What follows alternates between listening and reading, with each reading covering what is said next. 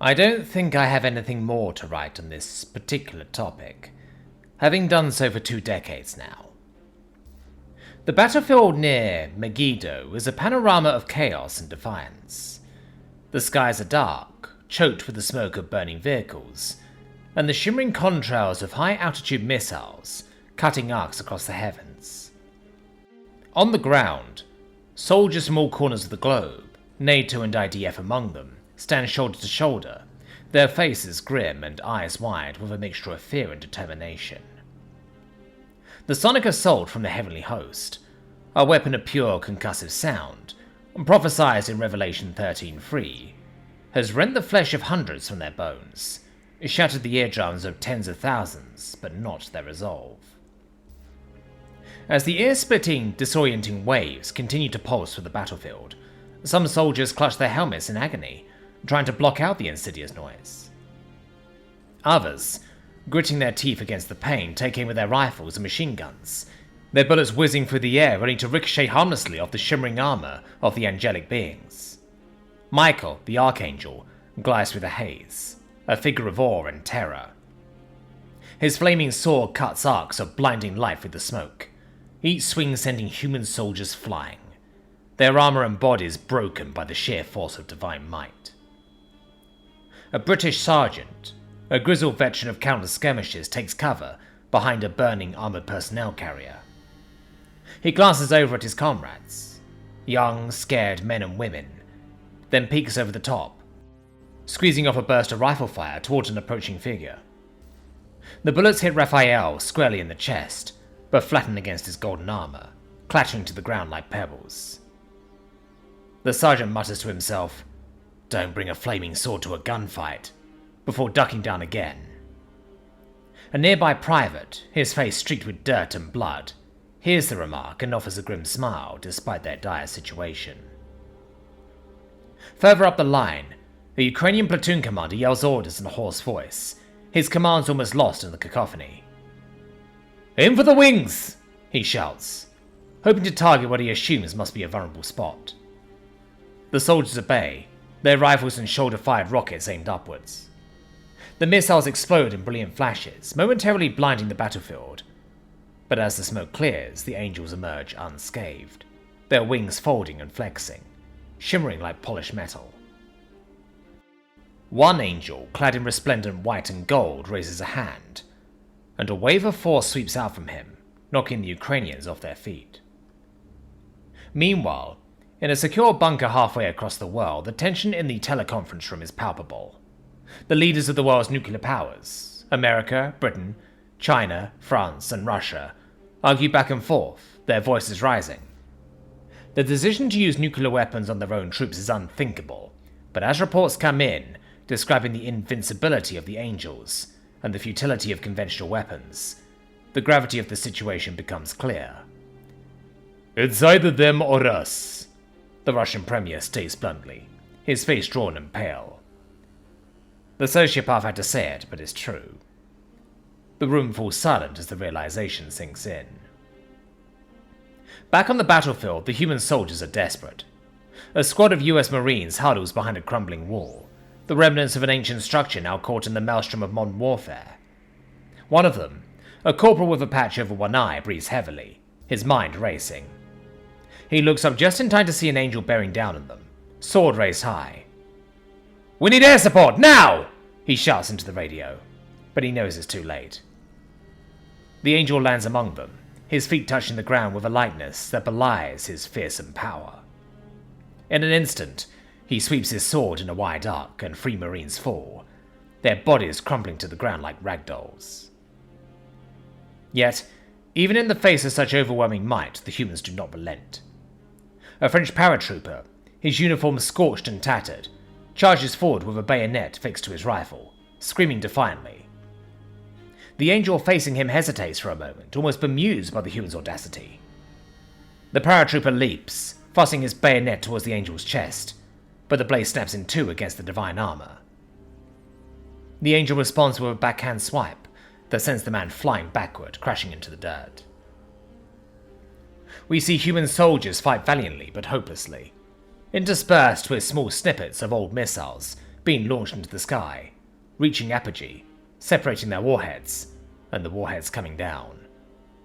Some of the missiles, about half, fail, dud launches spinning out of control, incomplete separation. The others continue on their Newtonian path. One angel, towering over the battlefield with 6 wings fanning out behind him, surveys the carnage with a mixture of sadness and resolve. His eyes burn with an inner light, and as he raises his hand, a blinding beam of light shoots forth, cutting through tanks and bunkers alike. A Ukrainian commander, hiding behind the wreckage of a Humvee, sees the beam coming and shouts a warning, but it's too late. The beam cuts through the vehicle like paper, incinerating everything in its path. Despite their fear, the human forces refuse to surrender. They press on, fighting with every ounce of strength left in them, knowing that their chances of survival are slim. In the distance, the first of the nuclear warheads reaches apogee, the payload separating, preparing for its final descent. The battle is far from over, but for now, humanity's spirit remains unbroken. The soldiers fight on, holding the line as best they can, waiting for whatever comes next. And that's when the nuclear alert klaxons sound. While the battle took place on the ground, it took a tense 15 minutes to agree on a strategic nuclear weapon deployment. A few more minutes to input new coordinates into the ancient targeting computers in missile silos, and about 30 minutes for the ballistic missiles to fly on their paraboloid arcs. Of the survivors of the human armies, those who are in tanks batten the hatches, and those who aren't try to hide behind armored vehicles or whatever they can. The Angels mistake this for a route and go on what they think is the final glorious charge, slaughtering thousands. And then it's over. Gabriel, the Archangel Herald, points to the Jesus and shouts in an otherworldly voice, "Let there be light." Jesus rises from the battlefield, bathed in the divine light, and 2 seconds later, the nukes hit all around and then smack on top of him. The warm, suffusing divine light is dwarfed by the malevolent, cold white luminosity of hundreds of nuclear fireballs. Every camera in the area shorts out. Everyone not wearing eye protection goes blind. The few surviving angels, battered and thrown about by the pressure waves, but not incinerated by the fireballs since they are divine beings, quickly regenerate their eyes. They are that resilient. The Archangel Michael is one of them. He orders a regroup, and what's left of the heavenly host obeys. He surveys the desolation to see that the humans have fared worse. They're gone. Vaporized. But then they are charged by the humans who survived the blast. They're bleeding, coughing up their own lungs, frenzied and half-blind and burned, charging on top of what few old diesel trucks would still start after an EMP blast. It should look like 3 parts Osawiak and 1 part Mad Max. The Attack of the Dead Men. The angels are confused, uncertain, leaderless. They believe themselves to be invincible, but the poisonous light of Cold War madness has shown to them that they are not. They too are battered, wings broken, armor dented, bleeding that won't stop or regenerate. This time, the fight is a lot more even. The few functioning tanks and field guns fire their shots into the remnant of the host of heaven. This is a clash from the days of old. Both remnants go at each other with rifles, swords, bayonets. It's another massacre. But this time the humans have the advantage of firearms. The remaining weakened angels cannot fight as efficiently anymore, and everyone who's left knows that they can be beaten. Even so, Michael was creative with this sort of battle. The humans are dying to radiation poisoning, and it once again looks like the angels will win the field after all. He tries to not think about how tiring it is to fly, how he's more or less the only one who still can. Radiation takes its toll. A black rain falls. The air smells of ozone. Michael surveys the battlefield. Other than the black rain falling, it looks more like the ones he is used to. The last desperate charge of the humans is over. He looks around for Raphael and Jesus, but doesn't have time to. Humans have global logistics, you see. Reinforcements arrive from behind a ridge, a motley assortment of fighter jets, flown in from all over the neighbouring countries, and on the ground a Polish light armour brigade. Of all things, NATO vehicles decorated with winged hussars decals. They were the first ready to go after hunkering down when the nuclear siren sounded, and the Angels find themselves on the defensive. They don't know how to fight on the defensive. Michael, their general, sees that Jesus and Raphael are nowhere, turned into proton soup by a direct nuclear hit, maybe. He exhorts his surviving legionnaires to fight. He fights himself as hard as he can, but before long the effects of radiation poisoning manifests. The humans who survive the blast and manage the forlorn hope charge fall first, but soon after it's the Angels who also begin to slow down. They can't fly fast enough anymore and are cut down by fighter jets. They fall to their knees or to the ground. The humans have mustered fresh troops, coming in from wherever they could.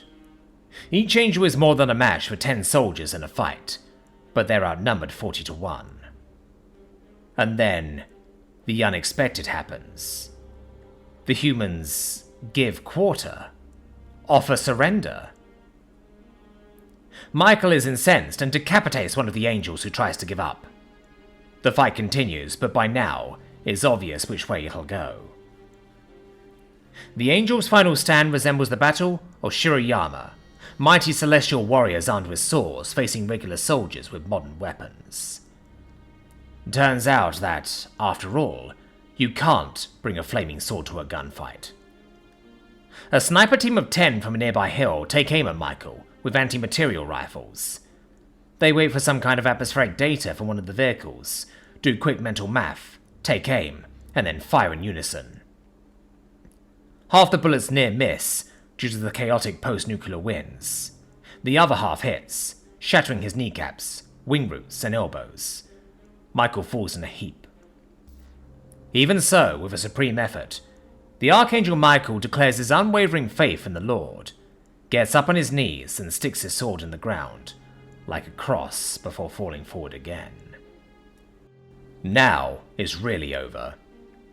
Silence, punctuated by a Geiger counter crackling and the radioactive rain falling, the sounds blending into each other. There are no cheers of triumph. Not yet. The Angels brought hell to Earth. But even in this desolation, once it's clear that the enemy is down and the remaining troops can retreat, medics come in. Some in hazmat suits, some willingly taking the risk because there wasn't enough protective equipment. They swarm the battlefield. They drag away anyone still breathing, human or angel. Hazmat squads in a grimmer grey colour collect what doesn't really qualify as remains anymore. Severed angelic wings, formerly flaming swords. To fight the all-knowing, we must be ever learning. By the stars, a few days have passed, but in another sense, this is now another era. Collar Patrician, Angel of Liberation, wakes up in a field hospital. His right leg is missing, his left strapped down to a reinforced hospital bed, as are his wrists. There are tubes going into his arms. Instead of pain, there is numbness. "Hey, this one, he wakes up!" A nurse, a large Slavic older lady, calls out in accented English. A thin man wearing a suit, sunglasses and an earpiece, looks like the Men in Black, walks to the Angel's bedside. He clears his throat and says something in an ancient Semitic tongue. "I am an investigator. You are a prisoner of war. You will not be harmed. You will be healed. You must tell me your name and your purpose." Kolobateron, Angel of Liberation, does just that, more out of surprise than anything. "This one is cooperative," the Angel tells the nurse, then continues. "If you would let us use enhanced chemicals..." The nurse stops the agent in his tracks. "Human or angel, these here are my patients. No truth drug, no removing painkiller. I tell CIA, I tell FSB, I tell MI5, now I tell you. Understand? Good." "Yes, ma'am," the agent answers. Even government spooks back off in front of field nurses. We quickly see that Kolopateron is one of the sane ones. At least he can talk. He heals and is introduced to an old professor of semiotics, who asks him questions, with the man in black a mute witness. We learn briefly of the war in heaven, the fall of Satan, the pastiche of Abrahamic and Canaanite myths. It is unclear whether these are real angels or just very advanced aliens, but Kolopateron truly believes that he serves the one true God, and the professor, Dr. Echo, agrees. This was the prophesied Armageddon.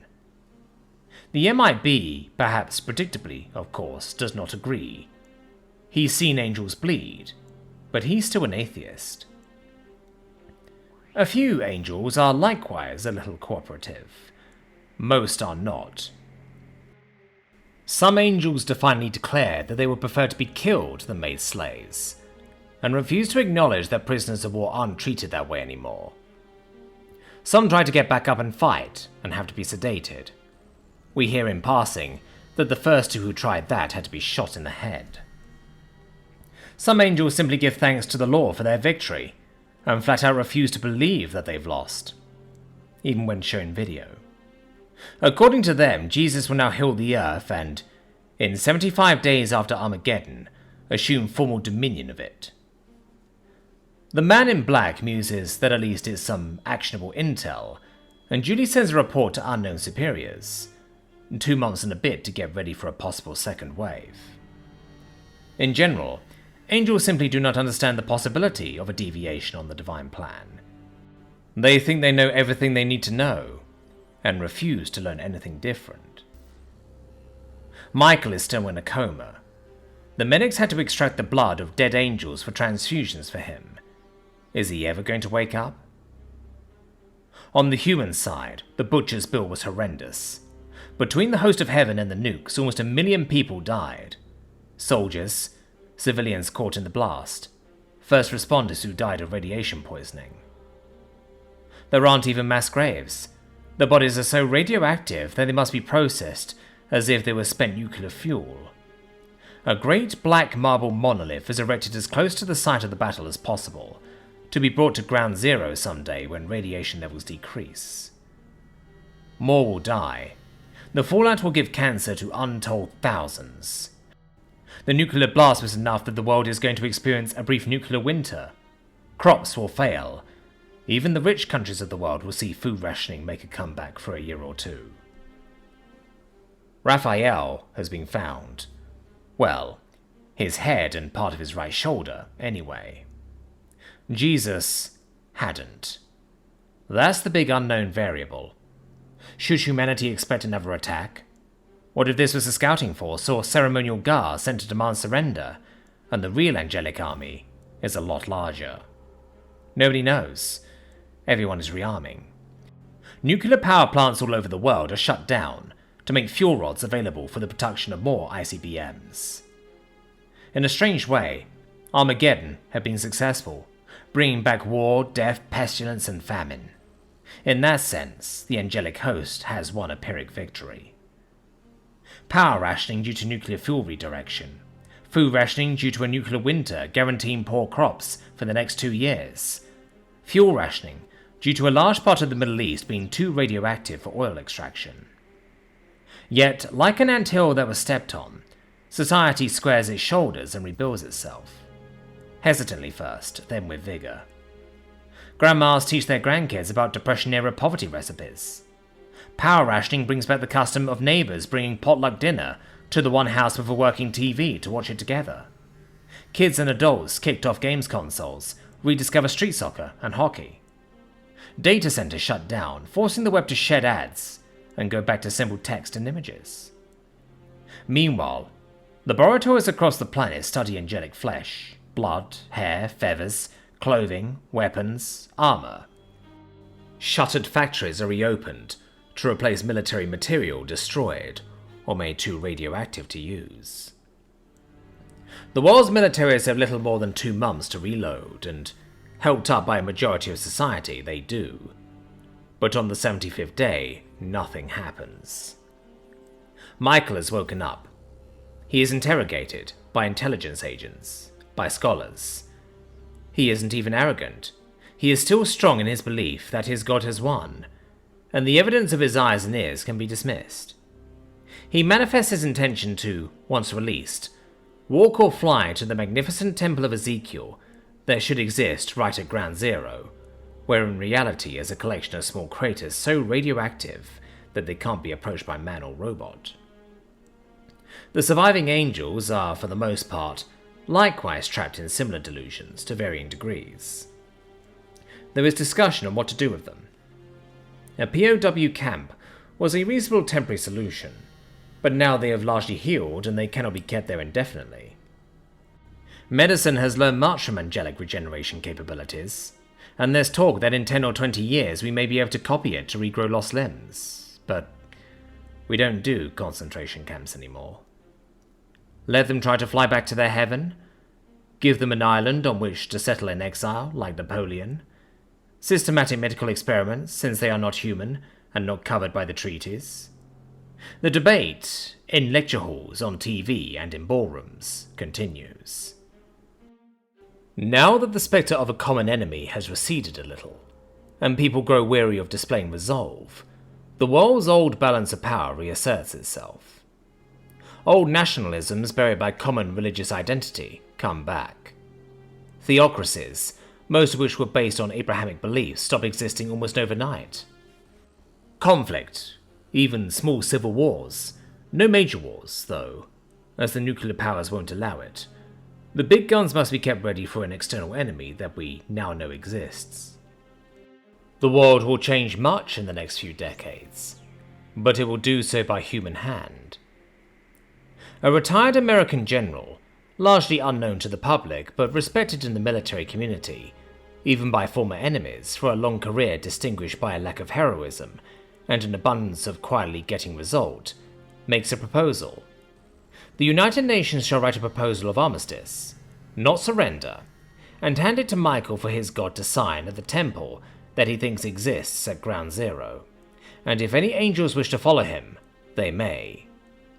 Any who are sane enough to not follow their general into a radioactive hellscape can be granted conditional release, each in a separate location.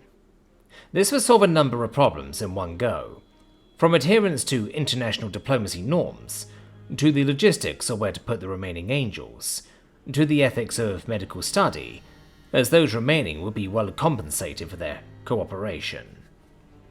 After a few days of percolating through the bureaucracy, the proposal is accepted, and a team of scholars is formed to write, in ancient Semitic tongue, such a proposal. The old general will deliver it to Michael himself. Under the diplomatic flourishes, the proposal is simple. Leave humanity alone. Never return, and we won't hunt you. Come back in anger, and we will destroy you again. Linguists have gone through a lot of trouble to present the document as an armistice between equal powers, not as the ultimatum it actually is. There was a protest about that at the United Nations, but ultimately, the wording passed. Michael, having recovered enough to begin flying again and been allowed to do so within the confines of a former hangar for airlines, is told of the general's arrival. He listens to a brief recount of the old man's triumphs and tragedies, but has nothing to say. Then, I will listen to the pleas of this man. The general is ancient, closer to 100 than 90. His skin is dry, he walks with a cane, and an aide is discreetly nearby to catch him if he falls. He has seen things, done things. He was born with biplanes and retired with space shuttles. He's been the good guy and he's been the bad guy, many times. Michael, 4 times his size, looks down on him with contempt, then sits and locks eyes with him, and his expression subtly changes. The Archangel acknowledges the old man with a nod. The general presents the document without a word, and Michael reads it with supernatural speed. Your body fails you, General. You will soon face judgment. And I will do so with a clean conscience. Your ancestors would have begged me for mercy. They're not here. I am. And I don't beg for mercy, I offer it. We can go our separate ways.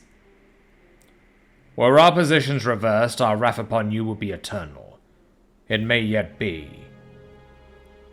This is the first time Michael has acknowledged a defeat, even obliquely. Son, the general tells to have been 1,000 times his age, you are a formidable warrior, but you're a lousy soldier. Warriors crave war. Soldiers crave the moment when it's over, and they get to go home. You have been a loyal warrior for your god. I respect that. Now be a good soldier to those serving under you. March them home. The old man hands a custom-made pen, archangel-sized, to Michael. The armistice proposal is in 2 copies. Michael signs both. It's a receipt of sorts, but adds a phrase in ancient cuneiform. The cameras zoom in. A translator translates. The general's aide is informed via earpiece, and the general is told by the aide's whisper.